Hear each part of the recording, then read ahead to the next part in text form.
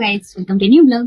तो भौणी मैंने मत कमेंट करथिले जे आपन हेयर केयर रूटीन टिके जानतु। तो सेमती तो एमती एते किछ हेयर केयर करेनी, बस गोटे जिंस यूज करे आ जे हम जे आपन को जणाया पाइ छी।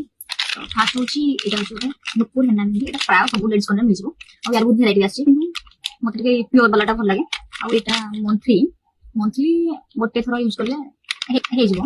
मंथली गोटे थरा आ यूज करला परे मते लागे पर्सनली मते फील हे मते पूरा हेल्दी फील हे बस एतिकी। आ गोटे जिंस रहला हेयर केयर रे जदि केतबे भी हेयर वाश होची ता पूर्व वन डे पूर्व जदि तमे ऑयलिंग करछो देन भलो। हेयर वाश रे मु एमती बेसी किछ यूज करेनी, केवल मते ए ट्रेसमी रो शैम्पू भल लागे जोटा कि मु यूज करे। आ खाली आ कंडीशनर गोटे यूज करे जेटा जो सेमती किछ नाही को ब्रांड रो जोटा कि कंडीशनर यूज करे चलो सेतिकी बस थिला हेयर केयर नाही रे। अधे जानेवारी से कमेंट रे कहले बाय।